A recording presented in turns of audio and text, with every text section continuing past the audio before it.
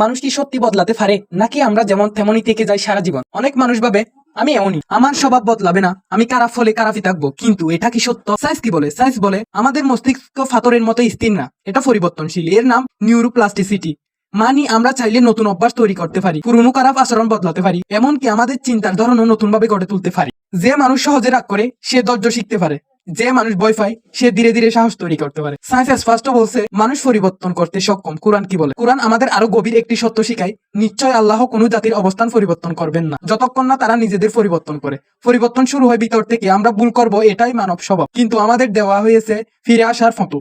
তওবা মানে শুধু ক্ষমা চাওয়া না, তওবা মানে নিজেকে নতুন ভাবে গড়ে তোলার সিদ্ধান্ত নেওয়া। আমরা সবাই কখনো না কখনো ভুল করি, কখনো রাগ করি, কখনো অন্যায় করি, কখনো হতাশ হয়ে পড়ি, কিন্তু মানুষ হওয়ার সৌন্দর্য এখানেই আছে। আমরা আবার উঠে দাঁড়াতে পারি। আজ আপনি যদি একটু বেশি ধৈর্য ধরবো, একটু কম রাগ করবো, তাহলে আপনার পরিবর্তন শুরু হয়ে গেছে। মনে রাখবেন, আপনি আপনার অতীত না, আপনি আপনার ভুল না, আপনি আপনার ব্যর্থতা না, আপনি হলেন আপনার আজকের সিদ্ধান্ত। মানুষ পাথরের মতো নয়, মানুষ নদীর মতো, চলতে চলতে নিজের পথ বদলাতেই পারে। আজ যদি আপনি বদলান, আপনার ভবিষ্যৎ বদলাবে, কারণ পরিবর্তন অসম্ভব না, পরিবর্তন শুরু হয় আপনার একটি মাত্র আজকের সিদ্ধান্ত থেকে।